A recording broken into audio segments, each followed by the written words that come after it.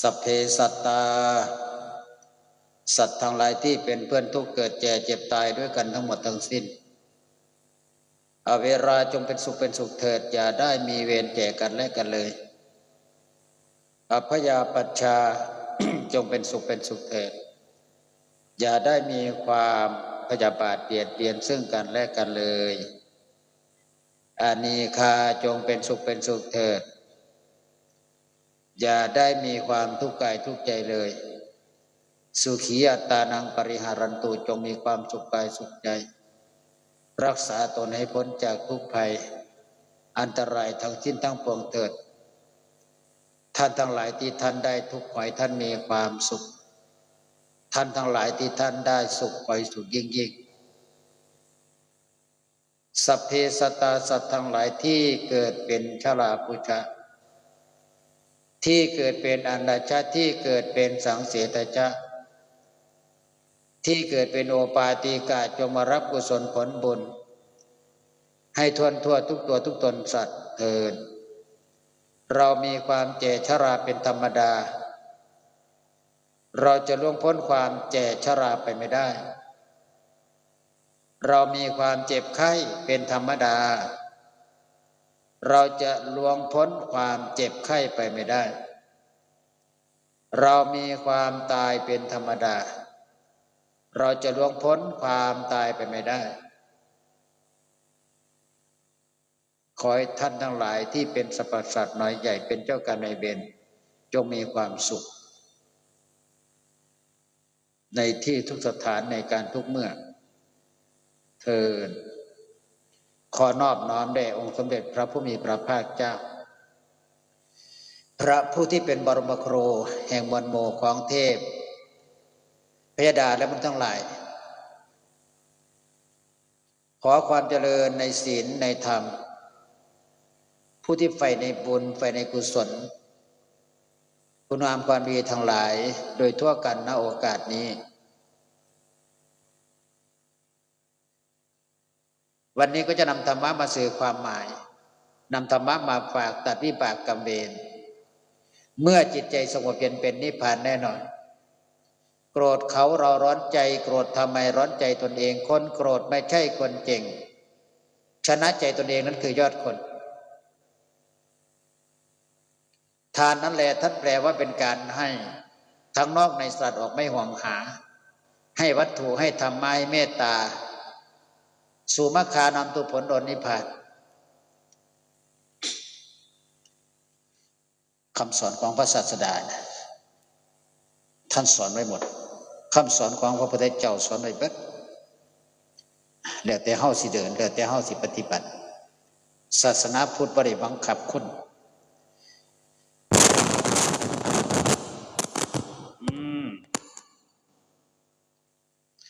ศาสนาพุทธบ่ได้บังคับให้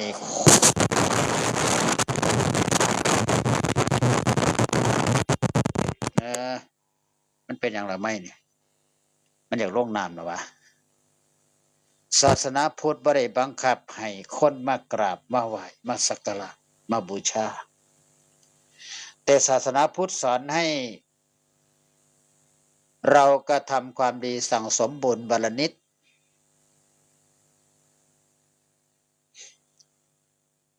เพิ่นเน้นเรื่องการสั่งสมบุญ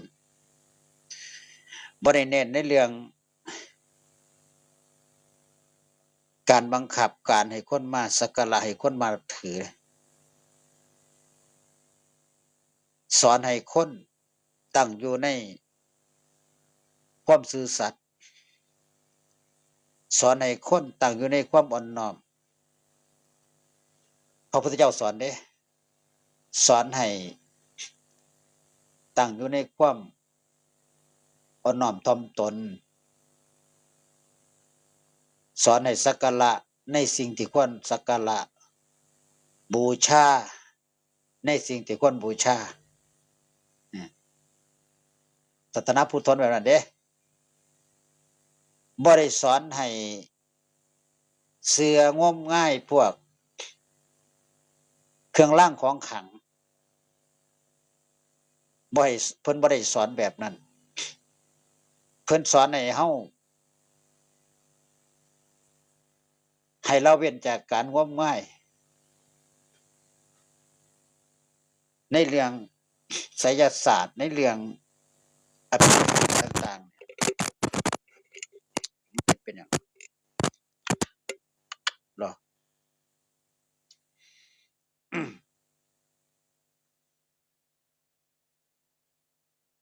คันผู้ใดงมงายอยู่ผู้นั้นก็แสดงว่ายังหลับบ่ทันตื่นเพิ่นว่าเพิ่นจังสอนให้เฮานี่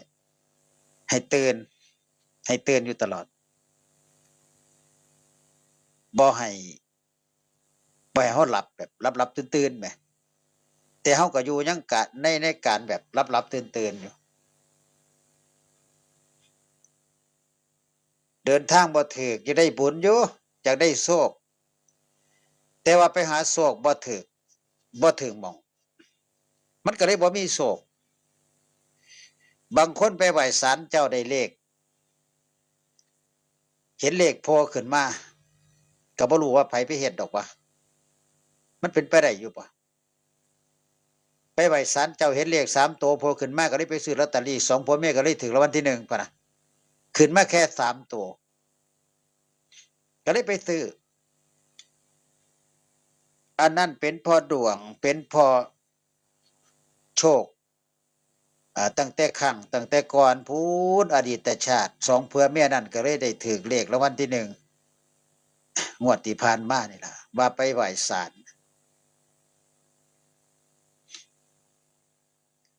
คนก็ยังไปเชื่อในแนวนั้นอยู่เด้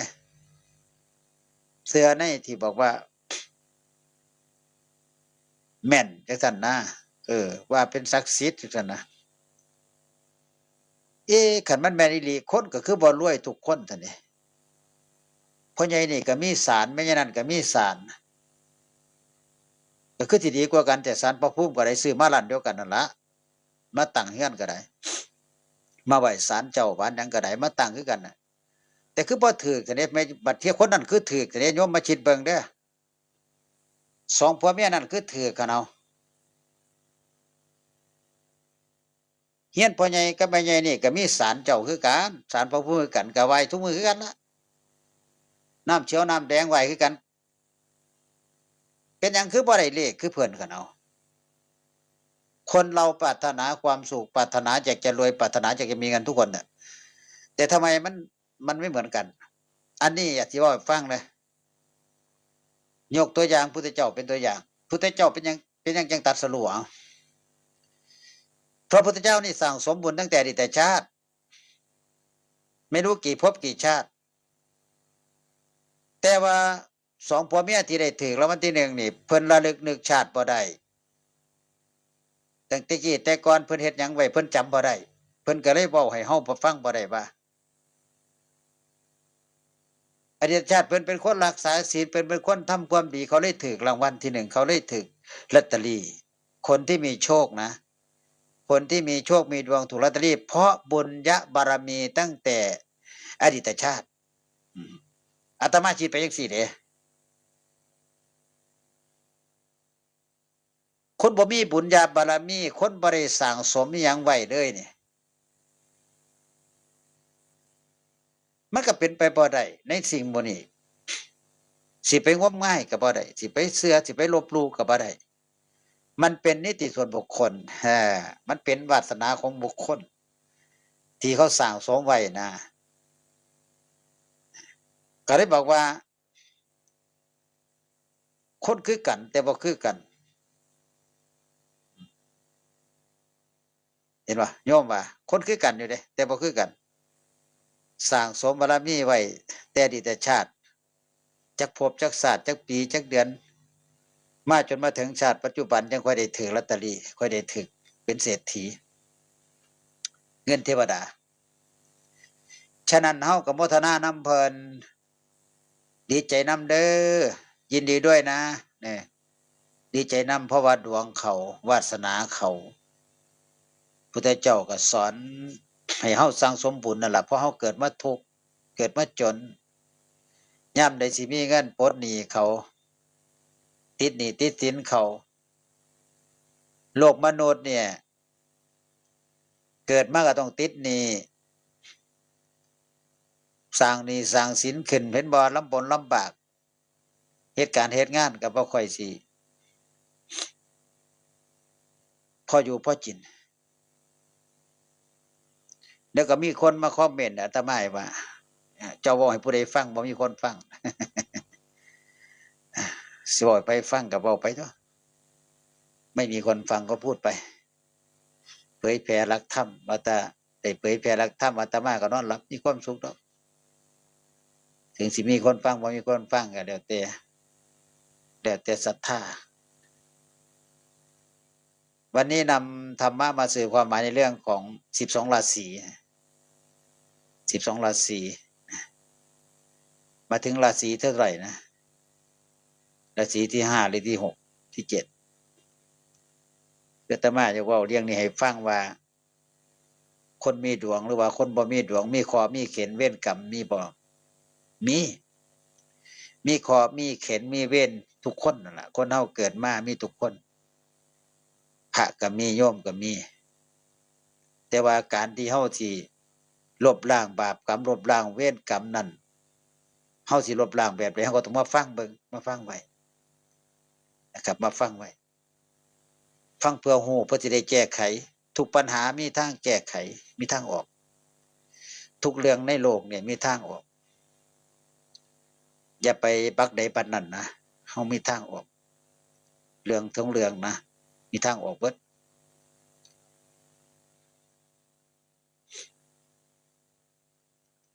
เห็นข่าวออกมา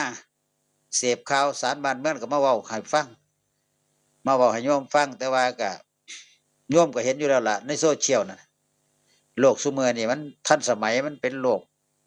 ลกาภิวัตน์มันเจริญรุ่งเรืองขึ้นไปเราเห็นทุกคนแต่ว่าเฮาก็บ่ควรเว้าดอกไม่ว่าสิเป็นข่าวหยังก็ตามโยมก็เสพข่าวมาเบิดเฮามีหน้าที่ให้ธรรมะข้อมูลดีๆกับโยมก็ไว้ไปพระสงฆ์เฮาก็จะไปซ้ำเติมกันอย่าไปว่ากันหลวงพี่หลวงหน้าหลวงอาทุกรูปก็จะไปก้าวล่วงกันมันผิดไปแล้วมันพลาดไปแล้วก็ถือว่าเป็นกรรมนะถือว่าเป็นบุญเป็นกรรมของเพิ่นเฮาบ่ซ้ำเติมกันดอกสีเดียวกันแม้แต่สีเทาตำรวจเขาก็สีเดียวกันเขาก็เอากันไว้เฮาก็เอากันไว้คือกันผิดก็ว่าไปตามผิดสินะตามยถากรรมที่สร้างไว้บ่ล่ะเราจะไปซ้ำเติมกันจะไปคิดว่าตัวเองเป็นผู้พิพากษาอย่าไปหลงเจ้าของคันมีธรรมะบ่หลงเจ้าของคันมีสติมีสัพพัญญะบ่มีการหลงเจ้าของบ่มีการอยากเด่นอยากดังบ่มีการอยากร่ำอยากรวยนั่นคือพระบ่มีการดิ้นรนชีวิตก็เดินทางมาฮอด50 60แล้วมันเริ่มคันคนมีการปฏิบัติคันคนมีศีลมีธรรมแน่นี่สิบ่ค่อยอยากรวยเด้เพราะว่ามันเบิดเวลารวยแล้วมันเบิดเวลาที่ออกไปใช้ชีวิตแบบเป็นทาสรับใช้ของผู้ใดผู้หนึ่งแล้วแต่ว่าความเป็นญาติสายโลหิตความเป็นเพื่อนสนิทมิตรสหายยังมีอยู่แต่จะไปคุกคีไม่ได้ถ้าบวชเป็นบรรพชิตเป็นพระแล้วเนี่ยเราจะไปคุกคีแบบเดิมไม่ได้จะไปใช้นิสัยแบบเดิมตอนที่อยู่กับครอบครัวไม่ได้พอตัดออกมาแล้วก็คือตัดความเป็นญาติเป็นสายโลหิตเนี่ยมันก็อยู่ในน้ำซื่อแต่ที่จริงแล้วเราต้องพยายามปล่อยนะครับพยายามปล่อยให้มันหยุดแค่นั้นนะหยุดแค่นั้นคิดแต่ว่าบ่มีการกลับไปเป็นทาสรับใส่ของกิเลสนะเอาง่ายๆเลยบ่ได้เป็นทาสของผู้ใดดอกคันบวชมาแล้วอยู่ไปคันบ่มีสติสัมปชัญญะบ่มีศีลบ่มีธรรมเนี่ยบ่มีความละอายบ่มีความเกรงกลัวต่อบาปกรรมเนี่ยมันก็สิไปแบบเป็นทาสของกิเลสบ่เป็นทาสไผผู้ใดผู้หนึ่งเด้สิกไปได้ลูกได้เมียก็เอิ้นว่าทาสของกิเลสความอยากในรูป อยากในรสอยากในเสียงอยากกินนั่นคือเป็นธาตุของกิเลสอาตมาว่านั่นคือธาตุของกิเลสแน่นอนบ่เป็นธาตุของผู้ใดผู้หนึ่งเด้กิเลสคนที่มีเงินมีทองมีหลายๆอย่างเนี่ยซิกไปแล้วก็ไปเป็นธาตุของกิเลสของเงินน่ะเสียธาตุของกิเลสก็ไปถือเขาใส่เขายังบังคับบังซ่าเนี่ยทุกอย่างเนี่ยไปเป็นธาตุของกิเลสนะครับตกเป็นธาตุของวัตถุกรรมหาเงินมาเพื่อสนองความต้องการเพื่อสนองตัณหาเจ้าของเงินทุกบาททุกสตางค์แต่ถ้าเราเดินทางมาฮอด50 60อยากได้เงินเพื่อที่ไปรักษาตัวให้ชีวิตอยู่รอดบั้นปลายสุดท้ายคือหาเงินไว้ให้พยาบาลให้หมอให้ค่ายุค่ายาเสียรถสิ่งที่เงินมันที่ไปก็คือไปช่วยชีวิตเราให้มันมีชีวิตอยู่รอดมันสิบ่คิดเรื่องกามหรอกเด้บัดมันสิคิดเรื่องสิได้เงินใส่นอไปหาหมอสิได้เงินใส่นอไปรักษาบางคนเบิดเป็นล้านเอาบ่อยู่หมอก็เอาบ่อยู่เบิดเงินเป็นล้านรักษาเบิดเป็นแสนเป็นล้านเป็นหมื่นเห็นบ่เงินที่หามาได้สะสมมาได้เอาชีวิตเพื่อเอาหาเงินเพื่อแลกกับชีวิตให้อยู่ในโลกนี้บ่มีผู้ใดอยากตายยิ่งแก่ก็ยิ่งบ่อยากตายกลัวความตายญาติที่สุดคนเฒ่ามาแล้วญาติตายแม่ใหญ่นึงไปปฏิบัติธรรมบ่มีรถให้ลูกหลานไปส่งบักหลาไปส่งแม่ใหญ่แน่กูสิไปปฏิบัติธรรมวัดป่าน้ำเขาเด็กน้อยวัยรุ่นมันขับมอเตอร์ไซค์บ่รถเครื่องเอาแม่ใหญ่ขึ้นซ้อนเลยว่าซั่นพอถ้าขึ้นซ้อนปึ๊บมันก็สตาร์ทได้มันก็บิดเลยยกล้อก็พองแม่ใหญ่สั่นว่า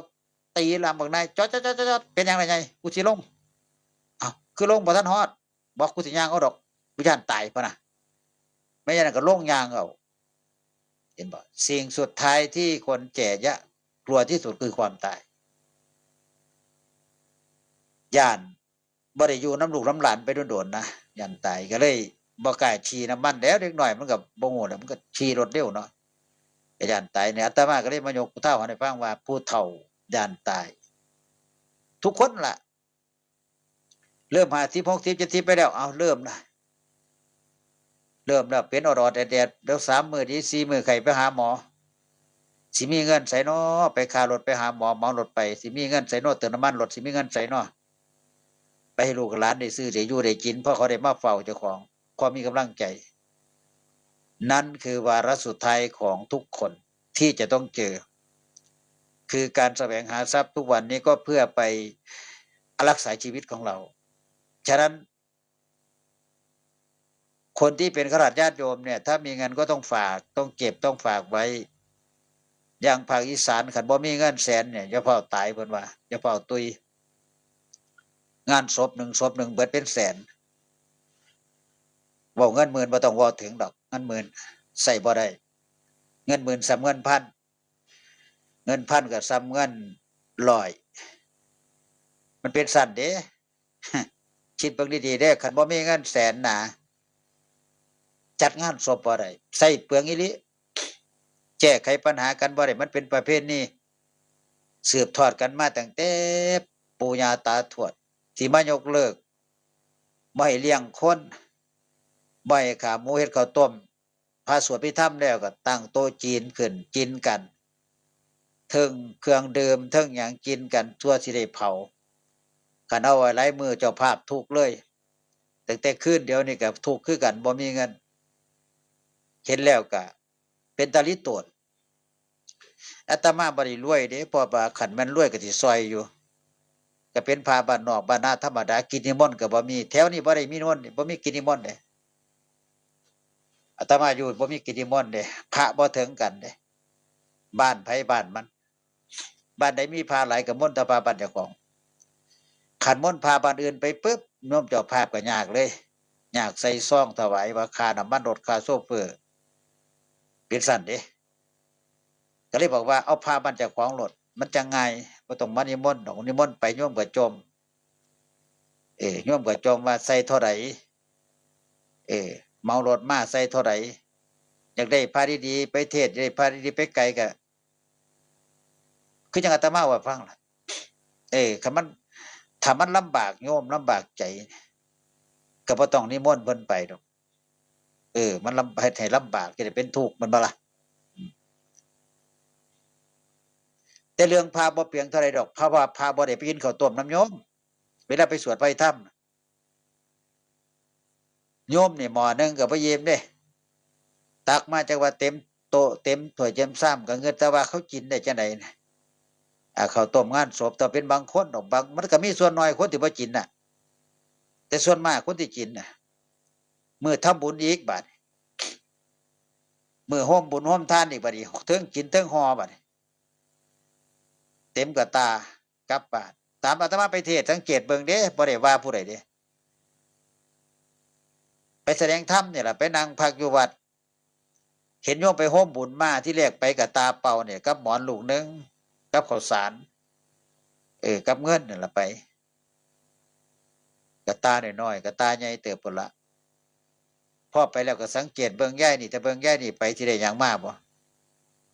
พอย่างผ่านอาตมานั่งพักอยู่ห่มไม้ในวัดเพิ่นมาจอดรถไว้หน้าวัดพอดีพี่น้องป้องไปเพิ่นมาจากบ้านอื่นบ้านเจ้าภาพมันแคบบ่มีบ่อนจอดรถก็เลยมาจอดรออาตมารถอาตมาไปแสดงธรรมมาจอดพอดีพักกลับมา 3-4 คนของเต็มกะตาจักว่าฮอซีนจักว่ากับข้าวจักว่าหยังเต็มกะตาจักว่าน้ำอัดลมเต็มอัดญาติด้วยหาบมาก็มีผู้โลดค่อนมาขึ้นรถโอ้คือได้หลายแต่ยายเขาให้พะนะเจ้าภาพเพิ่นให้ไปซอยเพิ่น200 100ว่าท่านไปโฮมบุญอันนี้เขาเรียกว่าไปซื้อบุญไปซื้อของทั้งเจ้าภาพก็คิดว่าคันบ่แจกพี่น้องก็บ่เป็นบุญคันพี่น้องไปร่วมบุญร่วมทานไปร่วมโมทนาผู้ละ100 200ก็บ่มีแนวให้ก็เจ้าภาพก็คันบ่เอาเจ้าภาพก็สิเสียใจว่าซั่นว่าเจ้าภาพก็สิเฮ็ดทีมซื่อๆว่าท่านมันเป็นประเพณีมันต่อไปคันบ่เอาก็บ่ได้เป็นประเพณีต้องเอาเขาเฮ็ดฮอไว้แล้วว่าคนจำนวน 1,000 คนหรือ 2,000 คนเนี่ยเขาสิจัดการแนวกินเนี่ยแม่ครัวคณะกรรมการนั่นเขาสิจัดการแนวกินไว้ให้ครบคนที่มาร่วมบุญทุกคนบ่อยากให้ขาดตกบกพร่องพี่น้องมาให้กำลังใจนะเขาคิดจังซั่นเด้คนอีสานแต่ว่าคนไทยอาตมาบ่ฮู้ดอกภาคกลางบ่ฮู้ว่าเขาเป็นคือภาคอีสานบ่นี่ประเด็นหนึ่งก็คือเบิดเงินเบิดเงินในการเลี้ยงพี่น้องซื้อกับข้าวกับน้ำมาแจกมาจ่ายให้กับพี่น้องได้กินซั่วสิฮอดมื้อตักบาตรเบิดไปหน่อยๆเจ้าภาพเป็นคนเบิดเงินประกันเงินหยังก็มาป้อนใส่เบิดสำบ่นำพามาเทศอีกโอ้มีแต่แนวเสียอาตมาเบิ่งแล้วคันบ่มีเงินเฮ็ดบุญบ่ได้อีหลีตัวนี้ภาคอีสานแต่ในธรรมะของพระพุทธเจ้าเนี่ยเพิ่นบอกว่าไม่มีเงินก็ทำบุญได้แต่มันทำบุญได้เฉพาะส่วนตนบ่มีจักบาทก็ทำบุญได้แต่ว่ามันทำได้เฉพาะส่วนบุคคลส่วนตนแต่ว่าทำส่วนร่วมแบบบุญอัฐิบุญใหญ่ๆบ่ได้บ่มีเงินต้องใช้เงินเป็นสัตว์ตั้งแต่มื้อตายจนว่าฮอดมื้อเผาใช้เงินอุตลุดเลยใช้เงินบักทุกอย่างเลยซื้อแม้กระทั่งไล่ไปตั้งแต่ไม่ฉีดไฟขึ้นไปจนถึงราคาบอกเป็นพันเป็นหมื่นเอาเบิดย้อนหยังติจัดงานศพอยู่บ้านนอกเป็นหยังไง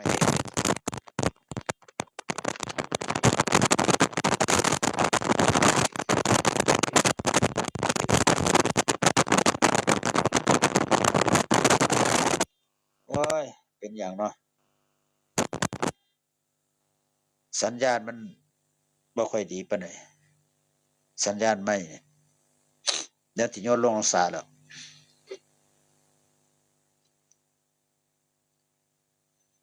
เบิดย้อนหยังตีหนึ่งค่าประดับเมนร่วมกับโรงเย็นก็ร่วมแล้วก็เป็น13,000 14,000 15,000ตัวหลักบัดนี้เจ็บดูไปแล้วก็ไปซื้อของอีกซื้อของมาใส่กองบุญอีกเสื้อผ้าผ่อนแพร่พันที่สิได้มาแจกพี่น้องนี่ตัวนี้ก็เบิดอีกผ้าสินผ้าขาวม้าผืนละเท่าไหร่บ่อาตมาก็บ่รู้ดอกแต่ว่ามันเบิดในตัวนี้ตัวหนึ่ง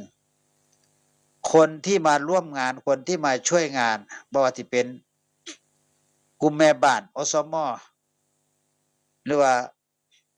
คนในบ้านที่ไปซอยจัดการจัดงานเฮ็ดนั่นเฮ็ดนี่มื้อตักบาตรมื้อบุญต้องเอาผ้าหมู่นั้นในกองบุญมาแจก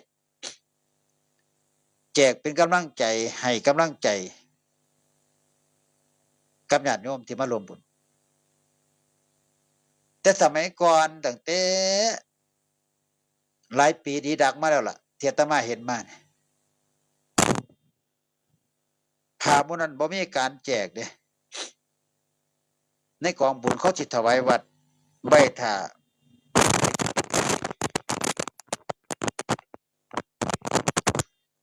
เขาสิถวายวัดไว้ท่ามีงานผ้าป่ากฐินจังซี่เป็นผ้าผ่อนแพร่พันเป็นกฐินจังซี่เขาสิเจ็บพับไว้ใส่ลังไว้เวลาเป็นการผ้าป่าไว้ถ้าให้ประทานรองประทานพวกผ้าขาวม้าแล้วก็พวกผ้าสิญจน์ผ้าหยังหมู่นี่ล่ะเขาสิเจ็บไว้ให้เป็นถวายวัดเก็บไว้ให้ประธานให้กรรมการสายนั้นสายนี้นะแต่ก่อนนะเต็มเลยผ้าหลายในกองบุญนี่เขาบ่แจกดอกแต่ต่อมาบัดนี้บ่รู้ว่าผู้ใดออกไอเดียนะก็เลยมีการแจกในกับญาติโยมที่มาถอยเหตุการณ์เฮ็ดงานล่ะแจกเป็นกำลังใจเขามันก็ได้ต่อกันมาคันคนไปร่วมงานบ่มีแนวแจกคนก็บ่อยากไปเด้บัดนี้คนเเป็นจังซั่นเด้ไปคันบ่แนวใดก็บ่อยากไปร่วมบุญร่วมกุศลนำเจ้าภาพมันต่อไปก็เลยว่า ไปร่วมบุญไปซอยบุญไปไว้อาลัยไปให้เกียรติผู้ตาย แต่ไปเอาของเดี๋ยวนั้นเอานี่อาตมาได้ว่ามัน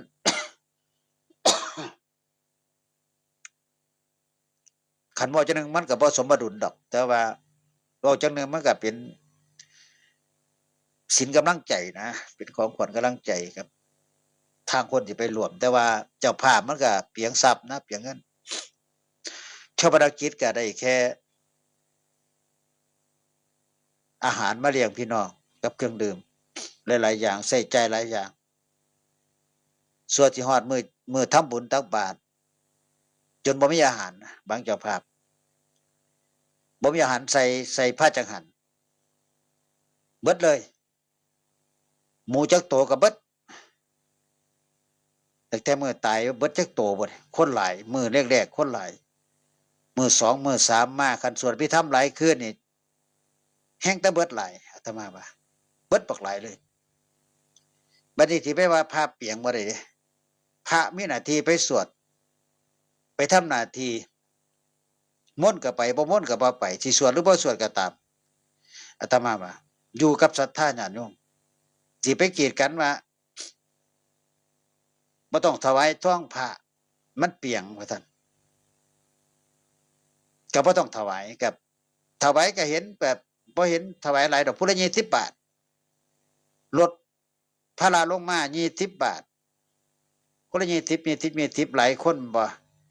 50 คนก็1,000พระก็ถือองค์ละพัน20 50ซอง50 คน ก็1,000ก็แค่นั้นคันว่าพระได้เห็นคนถวายหลาย220ปัดว่าเห็นว่าพระได้เงินว่าพระได้เงินหลายก็ตัดออกบ่อยากให้มีเจ้าภาพร่วมบ่ต้องไปถวายเจ้าภาพร่วมคนละ20ว่าพระได้หลายให้เจ้าภาพเพิ่นถวายเองว่าซั่นสวด3คืนก็คือละ300 400 500บัดทีนี้มันบ่แม่นเด้มันบ่แม่นบัดนี้มันก็โต้กันโยมได้โต้กันแม่นพระโต้กันโยมประเถียงกันเอ้าเวลาแม่ข่อยตายข่อยก็ไปเป็นเจ้าภาพเฮียนเจ้าบัดนี้เจ้าสิมาเปลี่ยนจังซี่บ่ได้เด้เจ้าก็ต้องมาเป็นเจ้าภาพซอยข่อยได้แม่นี่ก็ว่ากันได้บัดนี้ตอนผู้นั้นผู้นี้ตายกันมีคนมารวมเป็นเจ้าภาพเท่านั้นเท่านี้คน20 30คนจังซี่นะไล่กันคันเสี่ยวที่บ่มีให้เจ้าภาพร่วมแต่สิไว้เองเด้อนี่เขาก็ว่าบ่ถูกคนก็ได้โต้กันคือความผิดมันอยู่ที่การบริหารของโยมล่ะมันบ่ได้อยู่ที่พระเด้พระเพิ่นก็มีหน้าที่ไปให้ศีลให้พร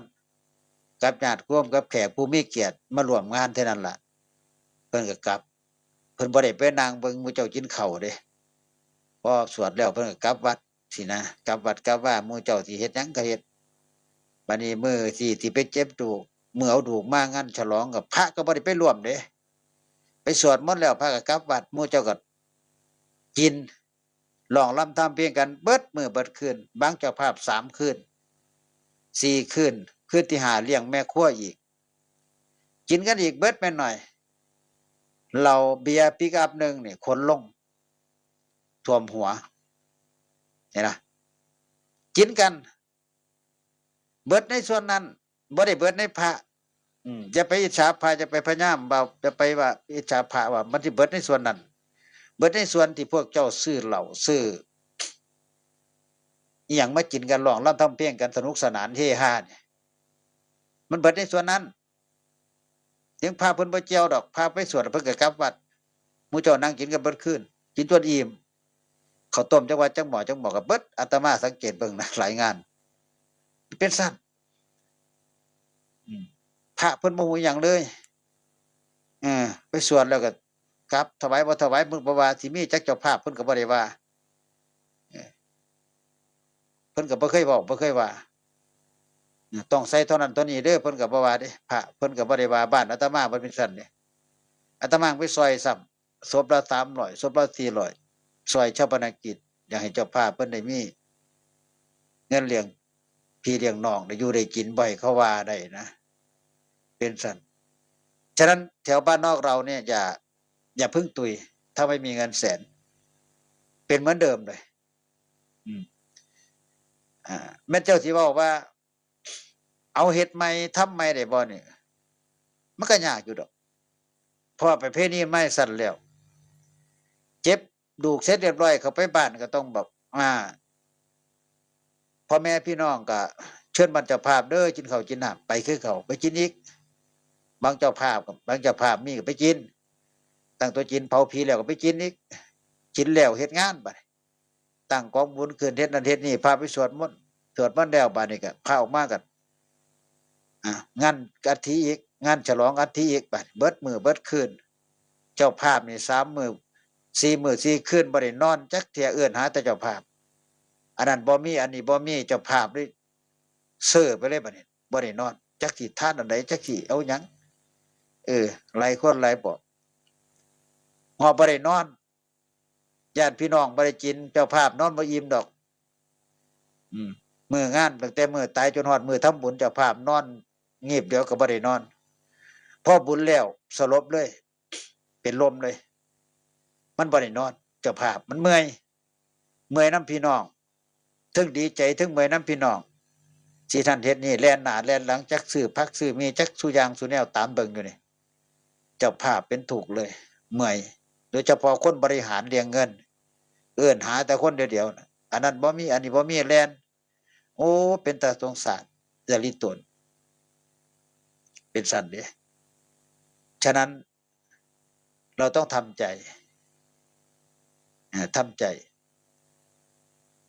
คนในบ้านก็ทุกข์กันเด้บ่แม่นว่าคันคนตายดูๆนี่คนก็บ่มีเงินเสียชาปนกิจทุกข์คือกันอันนี้ก็ลิโตนโยมเท่าบ้านคือกันเด้เอาเฮียละ200เอาเดือนหนึงก็ตายฮอด3คนนี่600 4คนก็800เอาข้ามเดือนไปอีกสนะหาเงินใส่มาเสียชาปนกิจโอ้ยตายเลยคันบ่มีลูกเต้าหลานอยู่กรุงเทพส่งเงินมาให้เสียแต่เงินชาปนกิจบางคนก็ติดฮอดชาปนกิจให้หมู่บ้านเด้อาตมาสังเกตเบิ่งบ่มีเงินจ่ายบ่มีเงินหาเงินบ่ทันไปยืมเขามาก็ต้องมาใส่เขาตายนูก็เสียชาปนกิจดูเห็นบ่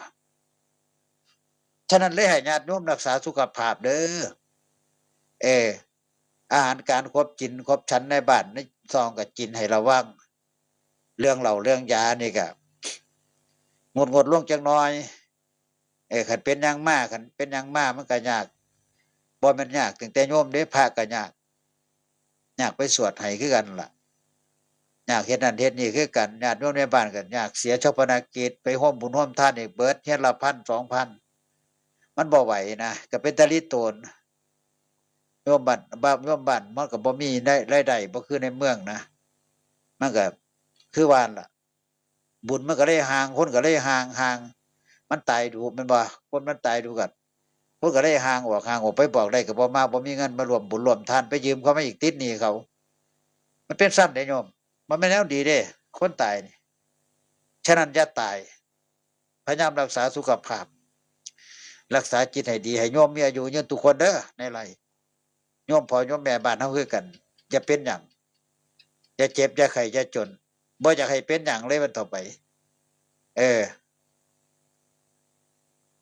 พระบางองค์อยากให้ไปอยู่บ้านใดอยากให้แต่โยมตาย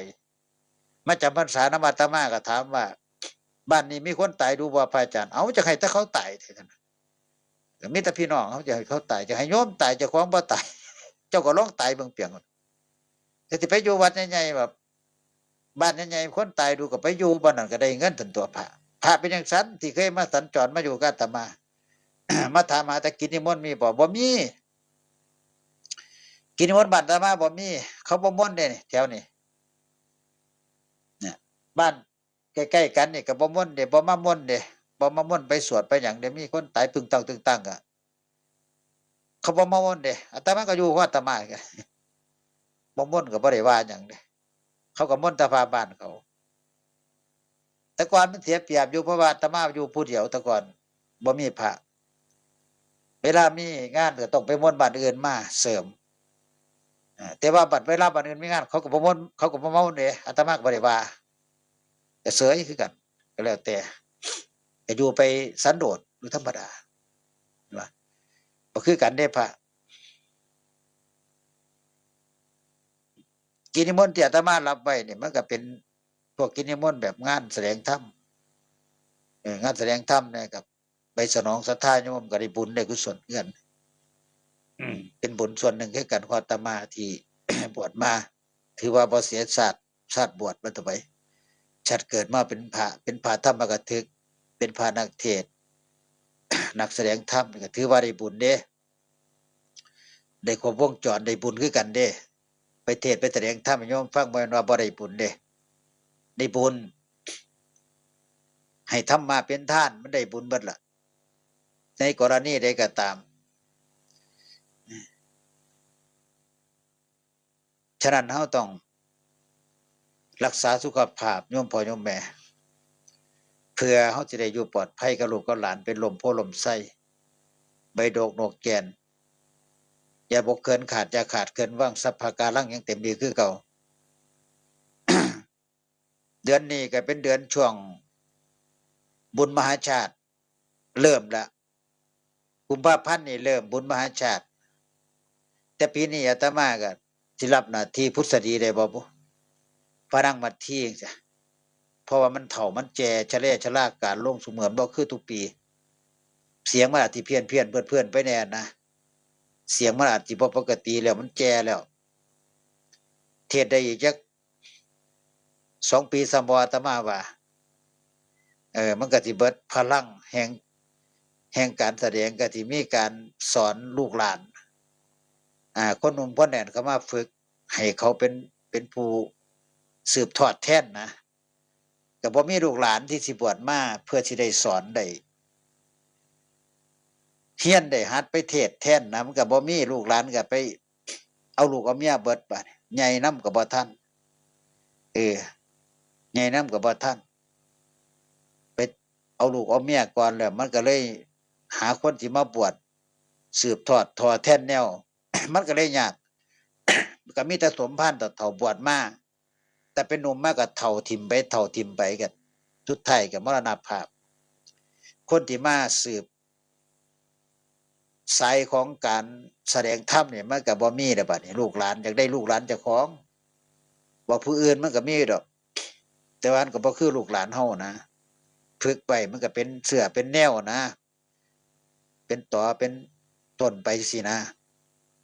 มันก็ได้สิบ่มีตัวเขาไปได้ลูกได้เมียเบิดแล้วนอกจากว่ามันสิปาลูกปาเมียมามาบวชมาตั้งใจบวชสอนให้มันก็ไม่คนใจเอาดอกตั้งแต่พระมหาวาทิเลียนเทศวาทิพึกเทศพึกหยังก็ยังใจบ่สู้ใจท้อใจถอยมันเคยได้ติมันก็บ่ได้เป็นมันก็บ่ได้เทศแล้วคันบ่ใจสู้อีหลีหัดเว้าหัดว่าหัดเทศหัดทองหัดใส่ทำนองใส่สังวาสหัดเพชรหัดว่าอยู่ยังมื้อยังปียังเดือนฝึกไปสิแหล้วแต่ว่าคนบ่ใจเอามันก็บ่ได้ก็เลยเทศบ่เป็นบ่มีผู้ใดเป็นมาแต่ในท้องดอกฝึกเอาฟังเขาสำเนียงสังวาสก็ฟังเอาฟังไปฟังมาก็จำได้ก็ไปว่าน้ำเขาสินะมันก็เลยพ่อไปได้นะเอาไปพ่อไปได้ก็เอาละบ่ต้องฟังหูเรื่องย้ายก่อนยังมันหูเรื่องก็พอแล้วเพิ่นก็บ่สู้ได้บัดนี้มาหาเพิ่นก็ถอยเพิ่นก็เศร้าเพิ่นก็ว่างโอ้ยไปบ่รอดดอกว่าซั่นใจสิขาดว่าบ่ถูกหรอกมันก็ใจขาดแล้วก็คือเฮายกของนี่ล่ะคันยกบ่ถูกก็หนักคันเฮาว่าถือมันก็เบามันก็ง่ายปฏิโมกข์ก็ที่แรกก็ว่าหลายอยู่10กว่าหน้าบัดท่องไปท่องมาท่องไปเป็นเหลืออยู่คาข้อมือนี่สำกมลพิธีพระภิกษุปฏิโมกข์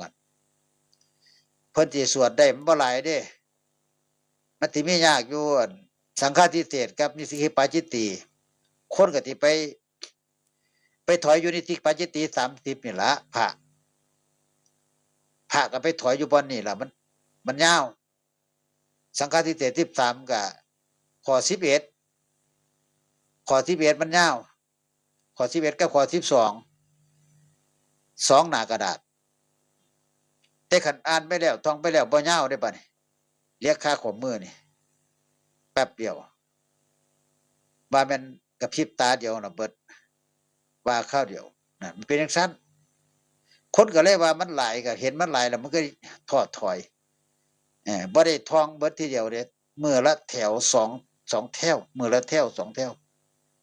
ลางเที่ยมันติดบ่ได้ก็ย้ำแต่คำเก่าๆนั่นเอาจนมันได้ท่องไปท่องมาจดจ่อแต่อย่างเดียวมันก็หลับตาลงก็เห็นตัวหนังสือตื่นขึ้นมาก็เอาหนังสือใส่หน้าปึ๊บก็ท่องก่อนสินอนก็ท่องโอ้มันเอาคักอีหลีเด้จังค่อยสิได้อีหยังคือกันหนังสือมนต์อีหยังคือกันขันใจเอาตัวใดมันก็ได้ตัวนั้นจดจ่ออยู่นั่นล่ะท่องนั่นล่ะกลับไปกลับมาเดียวอยู่10เที่ยบอกตั้งไว้บทนี้กูจะเอาจัก10รอบเพื่อสินอนตั้งสัจจะไว้นะตั้งสัจจะไว้เลยบทนี้เอา10รอบค่อยนอนปาราชิก4มื้อนี้เอาจักวรรค1วรรค2วรรค3ก็ได้10รอบค่อยนอนเอาพึก10มื้อ20มื้อคือเดือนหนึ่งลองเบิ่งมันบ่ได้ไปไสรับตาลงก็เห็นตัวแล้วปึ๊บเห็นตัวเลยบัดนี้รับตาลงเห็นตัวเลยแล้วข้างล่างเลยตัวบักใหญ่บัดนี้มันตั้งสัจจะเด้ก่อนสินอนเนี่ยเอาวรรคนี้มันปาราชิก4เนี่ยเอาวรรคนี้ก่อนมันจบก่อนสัตว์ไปแต่ว่าเก่าๆนี่ล่ะ คามาวะอารายาวะทินังเทยสังกตังอธิเยยะทารูเปทินาธาเนโรราโชราโชนัง ราชานังกเหตวาเอาทั้งหมดเก่าๆนี่แหละเก่าๆนี่ว่าไปกลับไปกลับมาทองแต่เจียตมากับไปติดอันติดอเปง่ายๆน่ะไปติดอเปกับทองเอาทั้งหมดเก่าหมดวิธี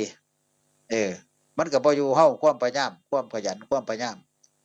สิแล้วมันก็ทองเอาก็ได้สิแล้วเพราะมันได้แล้วมันก็สบายบัดเออผู้ใดว่าขึ้นผิดเฮาก็ท่วงเฮาก็ว่าบ่ถึกปฏิโมกข์คันผิดตัวหนึ่งมนต์พิธีคือกันผิดตัวหนึ่งมันก็ไปบ่ได้มันเป็นมนต์ของพระพุทธเจ้าขังอีหลีเด้อาตมาว่าสวดไปผิดตัวหนึ่งไปบ่ได้ผิดตัวเดียวไปบ่ได้ทุกมนต์เลยทุกอันเลยเพราะว่าตปฏิโมกข์คือกันมนต์พิธีคือกันบัดนี้พระบางรูปบ่ได้เว้าพื้นพระเด้อเว้าทั่วไปภิกษุบางรูปหรือว่าพระบางรูปบางองค์เนี่ยว่าสวดมนต์บ่จำเป็นดอกบ่ต้องไปสวดดอกนั่งสมาธิอย่างเดียวนั่งสมาธิมันก็ได้ฌานอย่างเดียวมันแตกฌานอยู่แต่ว่ามันบ่มีทฤษฎีบ่มีมนต์กล้าไปนั่งบ่ล่ะบ่มีมนต์กลคาถาบ่มีคาถาป้องกันผีป้องกันภัยป้องกันสรรพสิ่งสรรพสัตว์ทั้งหลายน้อยใหญ่สัตว์เลื้อยคลานสัตว์ที่ไม่มีเท้าและสัตว์ที่มีเท้าอยู่บนใต้ดินและพื้นน้ำเนี่ยถ้าเราไม่มีคาถาเมตตาแก่สรรพสัตว์ทั้งหลายนี่เฮาสิกล้าไปนั่งบ่ล่ะกล้าไปสวดกล้าไปนั่งสมาธิบ่อยู่ในกลางโขกกลางป่าคันบ่ได้วิรูปักเขนะวิรูปักเขมันเกี่ยวกับคาถาแผ่เมตตาให้กับพวกงูพวกตะครับพวกแม่งอดแม่งเงาทุกอย่างเด้วิรูปักเขจักว่าพญานาคจักว่าจักโตจักตนแล้วสิแปลงร่างแปลงหยังมาปอดมาเฮ็ดเฮาคันเฮาบ่ได้วิรูปักเขไปบ่ได้มันเป็นคาถาเมตตาแก่สรรพสัตว์คนบ่เรียนก็บ่รู้เด้บ่ศึกษาแต่เจตมากบ่รู้คือกันน่ะไปนั่งมาง่ายดิติสมาธิในกลางโคกกลางป่าโคกผีปลอกประสาทเกิดจิตประหลาดจิตหลอนที่ใดเห็นหนูแลนก็ตกบ่ไงจิตวิปกวิพังมันยากมันต้องมีคาถาป้องกันคันมีคาถาปึ๊บเนี่ยอุ่นใจเลยมาโลดจังก็มาบ่ได้ผู้สวดคาถาไว้แล้วก็วันคิดในใจนะนั่งสมาธิเนี่ยขันเก่าคาถากันผีกันปอบการพูดผีปีศาจแล้วนั่งสมาธิได้เบิดมือเบิดคืนเบิดเป็นชั่วโมงก็บ่ได้ญาติมันตกเพราะว่าเฮาจมคาถาแล้วจมคาถาแล้วคันเฮาบ่มีคาถานี่ไปนั่งอยู่กลางโคกกลางป่าผู้เดียวนี่เอาไปนั่งอยู่ถึงโรงศพไปนั่งอยู่พวงจุ้ยเนี่ยปราสาทผังผีนี่เฮาสิกล้าไปนั่งบ่มีคาถาพ่อตัวพระบวชใหม่เห็นหนูแล่นจังไงก็แล่นบักใหญ่หัวโลกหัวหล่อนสิว่าผีหลอกแต่ปานนั้นคนก็ยังว่ามีผีหลอกผีหยังอยู่ปานนั้นคนก็ยังงมง่ายอยู่ดินักเถียไก่มันไปอยู่ในเม่นเผาผีนี่สับปะเลอก็ไปเห็นไก่ไต่ออกมาจากข้างเม่นที่เฮาเอาไว้เล็กไว้นะไก่ไปบ่อไข่อยู่นั่นตกใจมันผีแล่นเตะโตนลงพ่นทึกเม่นว่าผีหลอกไก่มันตัวหลุดออกมานะนั่นคือบ่คนมันจิตหลอนบ่มีสติคนที่มีสตินี่มันจะรู้เลยว่าอะไรคืออะไรฮู้เลยว่าคนตายแล้วไปใส่ถูกไฟเผาแล้วเป็นจังไดตายแล้วคือหยังคันคนฮู้เด้นี่คันคนฮู้ก็สิบ่ย้านมันดอกพุทธเจ้าบอกว่าตายแล้วก็คือก็เหมือนท่อนไม้ท่อนฟืนไม่มีชีวิตชีวาแล้วจะไปทิ้งไหนจะไปตัดไปผ่าไปทอนไปย่ำไปแกงยังก็ได้เบิดล่ะคนตายแล้วไม่มีชีวิตชีวาดอกแต่ว่าคนอังญาติไอ้ความญาติของคนนี่คือความสนิทชิดเชื่อกันมาตั้งแต่เป็นตอนมีชีวิตอยู่ก็เลยญาติคุกคีกันมาตั้งแต่พุ่นจังซี่คนก็เลยญาติตัวนี้แหละญาติการที่เฮาเคยสนิทสนมกันกินเหล้าน้ำกันกินข้าวน้ำกันกินกล้วยหอมหวีกินข้าวหอมถ้วยกินกล้วยหอมหวีอยู่น้ำกัน เรากินแก้วเดียวกันเพื่อนเพื่อนตายไปแล้วก็ชิดชาติยันมาหายันเขามาเอาไปอยู่นะความหมายก็คือตายเป็นผีหนีเป็นเพลินหนีเป็นเพลินไปคนละที่ไปคนละโลกคนตายก็ไปอีกโลกหนึ่งวิญญาณเขาไปเลยสังเกตเบิ่งเวลาเขามาเผาผีเขาเป็นยังหามโล่งอ้อมเป็นยังให้รถเข็นศพเนี่ยแล่นอ้อมเม่น3 รอบเฮ็ดให้งงซะก่อนบางคนว่าวัตวนก็ถือกันวัตวน3 รอบนี่เพราะว่าบ่ให้กลับมาหม่องเก่าบ่ให้มาอยู่ในโลกมนุษย์อย่ามาวนเวียนอยู่นี่เด้อให้ไปแต่คำโบราณอีกคำหนึ่งเขาบอกว่าคือถ้าเอาไปถึงป่าช้าแล้วให้วนก่อนให้วนกองฟอนก่อนสัก3 รอบพอ3 รอบแล้วก็ตู้เข้าที่กองฟอนแล้วก็ยกลงขึ้นไปตั้งเพื่อให้คนตายเนี่ยจำทางไม่ได้พอเวลาถูกเผาแล้ววิญญาณมันจะลอยผู้เฒ่าว่าวิญญาณที่ออกจากร่างลอยขึ้นเห็นดวงวิญญาณเป็นญาณปุ๊บพอแปลงร่างเป็นวิญญาณปุ๊บก็จะรู้ว่า หลังจาก7 มื้อไปแล้วก็ชื่อว่าเจ้าของตายตอนนี้ตอนที่เผาไฟตอนที่มาในโรงนี่คือเจ้าของนอนหลับตอนนี้นอนหลับฝันไปเรื่อยฝันไปเรื่อยฝันยาวไปเรื่อยยังบ่ทันรู้ว่าเจ้าของตายหลังจากทำบุญเก็บอัฐิเรียบร้อยเบิด7 มื้อจังค่อยสิฮู้เมียขึ้นตื่นขึ้นได้บัดนี้วิญญาณตื่นขึ้นจากที่เจ้าของตายวิญญาณนำหาบ้านนำหาหมู่นำหาพวกนำหาลูกนำหาหลานคิดว่าเจ้าของฝันตื่นขึ้นมาก็นำหาไปจังได๋ก็บ่ถึกทางหลงทางบ้านกูอยู่ไสบ้านกูไสกลายเป็นผีเร่ร่อนกลายเป็นผีจรจัดเป็นผีเร่ร่อนก็เลยไปหาอยู่น้ำศาลเจ้าอยู่เฮียนคน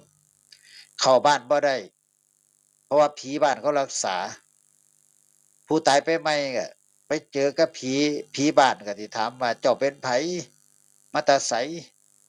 ข่อยเคยอยู่บ้านหลังนี้ล่ะข่อยมาตามหาลูกเต้าบ่คนละทางเด้อบัดไปแล้วก็คือไปคนละทางเจ้าตายไปแล้วก็ไปเพิ่นไปเป็นผู้อื่น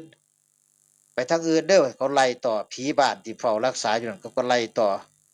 ไล่ญาติของเขาไปต่อเพราะว่ามันตายเป็นผีมันหนีเป็นเพิ่นมันต่างคนต่างไปแล้วมันก็คือเป็นเปลี่ยนนะเปลี่ยนอายุเปลี่ยนสังขารเปลี่ยนร่างกายนะครับเปลี่ยนเบิดคือไปใส่กรรมอยู่พุ่นล่ะคันกลับมาบ้านแล้วกลับมาบ้านบ่ถึงแล้วก็คือไปนรกเนี่ยบ้านเจ้าไปบ่ถึงดอกมารออยู่นี่ล่ะเดี๋ยวก็เห็นบ้านดอกเดี๋ยวก็เห็นลูกหลานดอกใจมุพี่บานว่าให้ไปนอนรออยู่เมืองนรกไปใส่กรรมเจ้าเฮ็ดหยังแหน่ฆ่าสัตว์ตัดชีวิตตีหัวปากทุบหัวกบอ่ะมาใส่กรรมอยู่นี่ล่ะเดี๋ยวลูกเขาทำบุญอุทิศมาสิมาบอกดอกสิได้รับดอกจดหมายนั่นตอนนี้มีลูกหลานเด้อนั่งนั่นนั่งนี่เด้อแม่นพี่น้องเจ้าบ่นี่เขาส่งกับข้าวกับน้ำมานี่นี่แม่นบ่ก็มาเบิ่งเขาก็ใจโยมพิบาลก็ไปเอิ้นวิญญาณที่ตายไปแล้วนี่พ่อแม่เฮามาเบิ่งแม่นบ่แม่นลูกเจ้าบ่นี่แม่นอยู่มันใส่บาตรตัวมื้อเช้านี่มันทำบุญตัวมันทอดสังฆทานตัวเนี่ยมันทอดสังฆทานมาให้เจ้านี่ปัจจัย4ทุกอย่างเสื้อผ้าอาภรณ์ผ้าบางผ้าไตรจีวรก็มีนี่อ้าวเปลี่ยนผ้าใหม่บัดลูกเจ้าซื้อผ้ามาให้แล้วแปลสภาพเป็นผ้าทิพย์ให้พ่อแม่ใส่เนี่ยญาติโยมที่อยู่โลกมนุษย์ลูกหลานอยู่โลกมนุษย์ซื้อผ้าไตรจีวรถวายพระสงฆ์ซื้อยารักษาโรคซื้อนั่นซื้อนี่เป็นปัจจัย4ถวายพระสงฆ์ผู้มีศีลมีธรรมพ่อแม่อยู่เมืองนรกก็พ้นจากนรกเห็นป่ะพ้นจากเปรตวิสัยได้ใส่ผ้าทิพย์เลยบัดโอ้ลูกทำบุญมาให้นี่คือประเด็นหนึ่งที่เขาให้เฮาทำบุญอุทิศให้แก่ผู้ตายก็คือหน้าที่คันเฮาบ่เฮ็ดปึ๊บเฮาตายไปแล้วเฮาสิลำบากโดยที่บ่มีบุญเก่าโดยที่บ่มีผู้ใดทำบุญให้เฮาเลยคนที่ไม่ทำบุญอุทิศให้กับพ่อแม่เนี่ยหรือปู่ย่าตายายบรรพบุรุษทั้งหลายเนี่ยถ้าไม่ทำนะตอนที่มีชีวิตอยู่นะพอเวลาเราถึงแก่อายุไขเราตายไปแล้วเนี่ยก็จะไม่มีใครทำให้เราเลยพุทธเจ้าบอกว่า คนเราทุกคนมีหน้าที่อยู่คนละ5 อย่าง5 อย่างเบิดเลยพ่อก็มีหาแม่ก็มีหาลูกเต้าลูกหลานบุตรธิดาคณะญาติมีคนละ5 อย่างเบิดคนทุกคนในโลกนี้เกิดขึ้นมามี5 อย่าง5 ประการที่ติดตนติดตัวเขาอยู่ตลอดถ้าผู้ใดบ่มีคุณธรรม5 อย่างนี่ก็คือใส่บ่ได้คือสิลำบากเห็นบ่วิญญาณหลังจากเผาไปแล้วนี่7 มื้อเด้อ7 มื้อค่อยสิกลับคืนบ้านกลับจังได๋ก็บ่เห็นดอกหลงทางแล้วเขาเวียนรอบตั้ง3 รอบพุ่นบินหน้าไปบ่เจอเลยทางไปบ้านทางใดน้อฝันเห็นอยู่นั่นแหล้วทางออกทางเข้าแต่ว่าวิญญาณเวลาตายไปแล้ววิญญาณมาปึ๊บมันกลับคืนบ้านบ่ได้เขาเวียนรอบไปแล้วสัมบ่นำนิมนต์พาไปสวดกันอีกได้บัดหลังจากเผาแล้วบ่ให้วิญญาณมาคุกคีกับลูกกับหลานบ่ให้มาปวกกายบ่ให้มากอกๆแกกๆน้ำเงินน้ำซานเด้อไปแล้วก็ไปเป็นเพิ่นเด้อเฒ่าเอ้ยสามีตายภรรยาตายไปบอกอยู่ข้างโรงไปแล้วก็ไปเอาเมียใหม่เด้อข่อยทั้งนี้ข่อยก็จะเอาผัวใหม่ก็บ่ว่าเด้ข่อยก็บ่ผัวใหม่ตัวฮอดผัวผู้ลางคนผัวตายไปได้3 มื้อแต่งโตนี่ปันวัยรุ่นปากแดงอ่องต้องบ่โดนบ่นานมีคนมาขอจ่อยถามลูกถามเต้าว่าให้แม่เอาผัวบ่ล่ะเอาผัวใหม่บ่พ่อแม่ไปถามลูกก็บ่อยากให้เอามาผู้ลางคนบ่ต้องเอาดอกเจ้ามาหยังลำบากเจ้าอยู่คนเดียวก็อีพ่อก็ไปแห้งแล้วสิไปเอาผัวใหม่เกิดพ่อบ่ดีสิมาบังคับลูกเต้าหลานนี่เฮ็ดจังได๋บ่รู้ว่าแม่นี่ยังบ่เบิดไฟยังมีไฟในร่างกายนะคือเรียกว่ากามคุณ5น่ะกำลังเกิดอยู่ในร่างกายของผู้หญิงอยู่ยังต้องการอยู่ยังอยากมีอันนั้นนี่อยู่ก็เลยมีความกำหนัดอยู่ก็เลยอยากถามลูกว่าให้เอาบ่ลูกว่าบ่ให้เอาก็เสียใจร้องไห้บ่อยากเฮ็ดหยังก็มีนะครับอันนี้คือประวัติการมีแต่มันมีน้อยดอกคนเป็นจังซั่นแต่คนส่วนมากก็สิบ่แต่งงานเมียตายก็บ่ยอมแต่งงานผัวตายก็บ่ยอมแต่งงานก็มีอยู่มีหลายเนี่ยเขาคิดได้มีหลายนะครับก็รักสัจจะเป็นคนรักเดียวใจเดียวรักสัจจะคนพวกนั้นเขาบ่ค่อยได้สนใจดอกบางคนก็บ่แม่นจังซั่นเด้ผู้หญิงบ่คือกันเบิดดอกประเภทแม่เฮานั่นบ่คือกันเบิดเฮาต้องเบิ่งดีๆนะครับเบิ่งดีๆคนตายแล้วนี่กลับบ้านคืนบ่ได้เพราะว่าเขาเวียนเด้อเขาเวียน7 มื้อค่อยสิฮู้ฉะนั้นลูกหลานทุกคนพ่อแม่พี่น้องทั้งหลายเฮาก็พยายามอุทิศส่วนกุศลผลบุญให้บรรพบุรุษก็คือพ่อแม่ปู่ย่าตาทวดเฮานี่ล่ะผู้ตายไปแล้วเพิ่นก็อาศัยกินบุญนำเฮาเด้อาศัยลูกหลานอุทิศให้คันผู้ใดอุทิศให้พ่อให้แม่ทำบุญอุทิศให้พ่อให้แม่คนนั้นก็เวลาเฒ่าแก่ไปแล้วก็สิมีลูกเต้าหลานอุทิศให้คือกันเพราะเราเป็นผู้ให้นะเฮาก็จะได้รับส่วนบุญส่วนกุศลคือกันคันเฮาว่าเป็นผู้ให้เฮาว่าเป็นผู้ทำเฮาก็สิบ่ได้รับในส่วนนั้นอันนี้คือพระธรรมคำสอนของพระศาสดาที่ตรัสไว้ที่อาตมานำมาพูดให้ฟังบรรยายให้ฟังต่อไปเราไปในราศีของราศีกุมพันธ์ราศีของกุมพันธ์เนี่ยมีโชคทางการเงินจากไอเดียและก็นวัตกรรม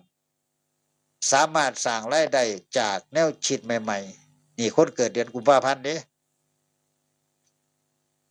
เหมาะกับการลงทุนในเทคโนโลยีและธุรกิจออนไลน์เนี่ยคนเกิดเดือนกุมภาพันธ์มักจังซี่เพราะเป็น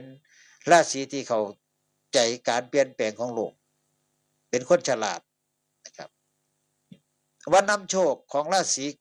ศีกุมภาพันธ์เนี่ยเดือนกุมภาพันธ์เนี่ยผู้ใดเกิดเดือนกุมภาพันธ์เนี่ยฟังไว้วันนำโชคของเดือนนี้ก็คือวันเสาร์และวันพฤหัสบดีโยมเลขมงคลก็คือเลข8เลข7เลข4เลขมงคลเด้อในเดือนกุมภาพันธ์ผู้ใดเกิดเดือนกุมภาพันธ์จำไว้เลขมงคลเด้อนี่478เลขมงคลของคนเกิดเดือนนี้วันต่อไปอย่าไปซื้อเลขเลยล่ะกันซื้อเลขก็ที่ว่าอาตมาบอกเลขเดี๋ยวยากเด้ห้ามไปซื้อเลขอันนี้คือเลขมงคลของเรานะเลขมงคลชีวิตของเรานะมี4แล้วก็มี7แล้วก็มี8ของคนที่เกิดเดือนนี้สีที่ญาติโยมที่ควรใส่ก็คือสีฟ้านะครับคนที่เกิดเดือนกุมภาพันธ์เนี่ย สีฟ้าสีม่วงแล้วก็สีเงินนะครับสีฟ้าสีม่วงสีเงินคนที่เกิดเดือนนี้ที่ใส่เสื้อผ้าสีมงคลมันต่อไปในการเคล็ดลับที่เสริมดวงราศีในเดือนกุมภาพันธ์นี่ก็คือ บูชาพระพรหมหรือพระพุทธรูปปางเปิดโลกเคยเห็นว่าปางเปิดโลกบูชาพระพุทธรูปปางเปิดโลกเพื่อเสริมดวงด้านปัญญาและการสร้างสรรค์ชีวิตที่จะดีขึ้นทำบุญเกี่ยวกับเทคโนโลยีหรือบริจาคอุปกรณ์การศึกษาเด็กนักเรียนบริหารไปถวายวัดเด้ทำบุญเกี่ยวกับเทคโนโลยีหรือว่าบริจาคอุปกรณ์การศึกษาเพื่อเสริมดวงด้านการเรียนรู้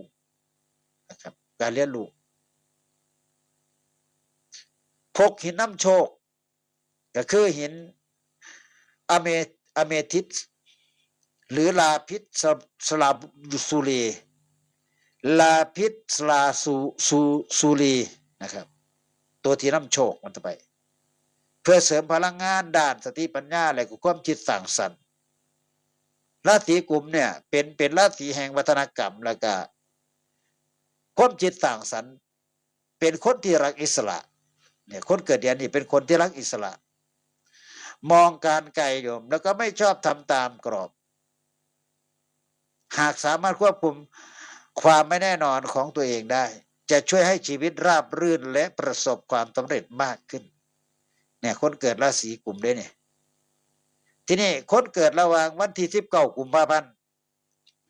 จนถึงวันที่20 มีนาคมฟังไว้อันนี้คือธาตุน้ำเนี่ยคนเกิดเดือนเนี่ยตั้งแต่19จนถึง20 มีนาคมเดือนหน้านะเป็นธาตุน้ำนะคนที่เกิดเดือนนี้คือธาตุน้ำลักษณะอุปนิสัยใจคอของคนที่เกิดราศีนี้ก็มีจินตนาการอ่อนไหวมีจินตนาการอ่อนไหวแล้วก็มีเมตตาเป็นคนที่มีเมตตามีเมตตาไหมใครที่เกิดเดือนกุมภาพันธ์มีเมตตาบ่ถ้ามีเมตตาเนี่ยใช้ได้พระพุทธเจ้าบอกว่าสุดยอดเป็นคนรู้เป็นคนใช้ได้ทีนี้เรื่องความรักก็คือโรแมนติกและต้องการความรักที่อบอุ่นคนเกิดเดือนนี้ต้องการความรักที่อบอุ่นโอ้ยขัดที่ว่าตามคำที่ตำราเนาะแมนบอโรแมนติกกับอบอุ่นคือเก่าค่ะไม่ซื่อสัตย์การเงินและการงานกับเหมาะกับงานที่เกี่ยวของกับอย่างกับศิลปะและกับการซอยเหลือผู้อื่นตระกูลได้กระตามขัดตั้งอยู่ในจะแบบนี้แน่นอนเลยต่อไปราศีมีนก็คือราศีมีนะบางหันราศีกุมภาพันธ์บัดนี้คนที่เกิดเดือนมีนาคมเจตมาบอกว่าคนเกิดระหว่างวันที่19 กุมภาพันธ์ถึงวันที่20 มีนาคมผู้ที่เกิดราศีนี้มีลักษณะเป็นคนที่มีจิตนาการสูงย่อมพอจำแหมเป็นคนที่มีจินตนาการสูงมากและมีจิตใจเมตตาสัญลักษณ์ของราศีมีนเนี่ยก็คือปลา2 ตัวว่ายสวนกันแล่นสวนกันปลา2 ตัวนี่แล่นท่วนน้ำสวนกันแล่นสากกันบ้านเฮาเอิ้นว่าสากกันอันนี้มันสะท้อนถึงความลึกซึ้งทางอารมณ์และก็การปรับตัวให้ดีนี่ตัวนี้สะท้อนถึงความลึกซึ้งทางอารมณ์และการปรับตัวได้ดีนะครับ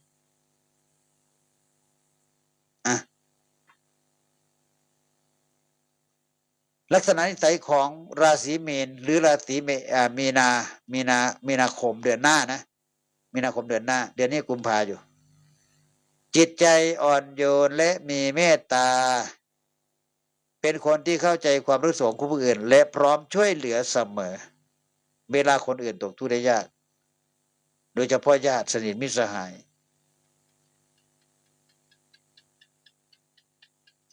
มีจินตนาการดีนะแล้วก็คิดสร้างสรรค์โดยมักมีไอเดียใหม่ และก็สามารถทำงานด้านศิลปะได้ดีถ้าเป็นศิลปะนี่โอ้ทำงานดีคนเกิดมีนาคมมันทำไมรักสงบและชอบใช้เวลากับตัวเองบางครั้งอาจดูเป็นคนโลกส่วนตัวสูงเป็นนักฝันแล้วก็มองโลกในแง่ดีหรือมีมุมมองที่ลึกซึ้งและเชื่อในพลังแห่งความหวังบางครั้งอาจอ่อนไหวและขาดความเด็ดขาดเพราะเป็นคนที่รับรู้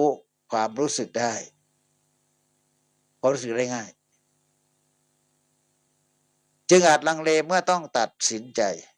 ลังเลดิการงานและอาชีพที่เหมาะกับราศีมีนาคมเนี่ยเดือนหน้าเนี่ยเพิ่นบอกว่าชาวราศีมีนเป็นคนที่มีความคิดสร้างสรรค์และก็มีจินตนาการสูงย่อมพ้นใช่ไหมพอกับการงานที่ต้องใส่ศิลปะและอารมณ์ความรู้สึกอาชีพที่เหมาะสมได้แก่ศิลปินนักแสดงนักดนตรีนักเขียน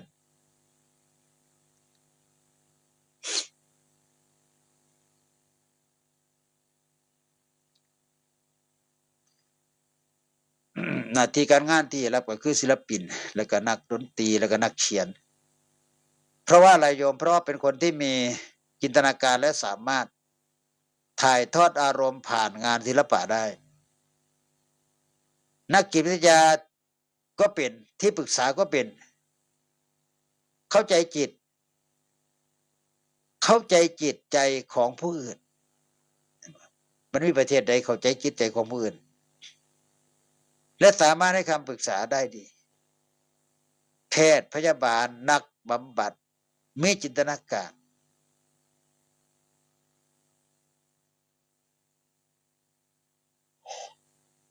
โอ้ยง่วงนอนละโยมแล้วสิได้ลงไหลแล้วคงที่หูกันแน่แล้วเนาะฟังเรื่องความรักก่อนที่ลงไหลเนาะความรักของราศีมีนเนี่ยโรแมนติกและทุ่มเทให้กับความรักเป็นคนที่รักจริงและก็พร้อมทำทุกสิ่งทุกอย่างเพื่อคนหัก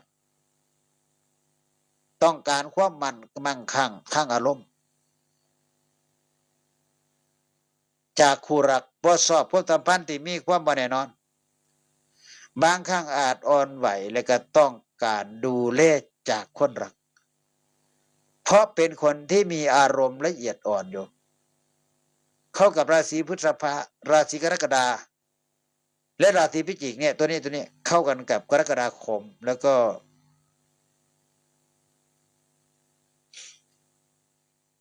พฤษภาคมแล้วก็พฤศจิกายนได้ดีมาก3 เดือนนะราศีนี้มันจะไปเข้ากันกับราศีสามอันราศี3 ราศีเพราะอะไรโยมเพราะเป็นราศีที่มีความลึกซึ้งทางอารมณ์โชคลาภและการเงินของเราของราศีมีน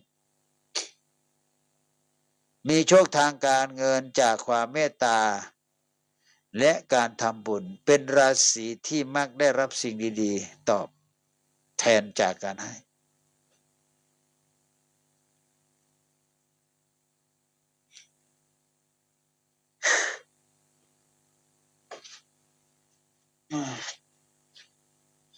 โอเคครับพี่น้องเดี๋ยวอาตมาสิลงเลยเพราะว่าง่วงนอนนะไปบ่ไหวแล้วพบกันใหม่เด้อในช่วงตี 3เนาะขอให้โชคดีราศีนี้เพิ่นบอกว่ามื้อที่นำโชคลาภมาให้ก็เป็นมื้อพฤหัสบดีเฮ็ดหยังก็ตามให้เรียกวันพฤหัสบดีและวันศุกร์เขาบ่ค่อยนิยมกันเนาะยานหมุนวันน้ำตกคือวันพฤหัสบดีแล้วก็วันศุกร์เลขมงคลก็คือ379สีมงคลก็คือสีฟ้าสีม่วงและก็สีเขียวอ่อนสีใบตองกล้วยสีเขียวอ่อนอันนี้คือให้โยมไปจัดการเป็นการบอกสู่ฟังนะไผเฮ็ดตามก็ตามบ่เฮ็ดบ่เป็นหยังอันนี้คือเว้าสู่ฟังพระมีหน้าที่เว้าสู่ฟังว่าได้ดีบ่ดี ในคลิปต่อไปเราก็จะมาขึ้นในเรื่องของ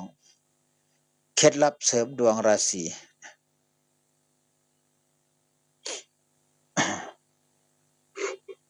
โอเคครับพี่น้องครับอ่ะอำลาพระจากเรียนโยมด้วยอาตมากติจำวัดแล้วขอเจริญพรขอบคุณญาติโยมทุกคนที่ติดตามแล้วก็เข้ามารับชมรับฟังนะครับบ่แน่ว่าพรุ่งนี้อาจจะขึ้นเรื่องของพระไตรปิฎกเล่มที่25ดีลงมาเล่มที่7กับเล่มที่7อีเพิ่นเน้นทั้งวินัยทั้งการปฏิบัติของพระเล่มที่7แม่นบ่บทที่7เล่มที่7ป่ะเพิ่นที่เน้นเรื่องทางวินัยล่ะทางพระสงฆ์หลายทางวินัยสอนเพิ่นสอนหลายนะตัวนี้ทีนี้ก็ขอให้นอนฝันดีนะครับอย่าลืมกดติดตามทุกท่านทุกคนครับขอเจริญพรขอบคุณ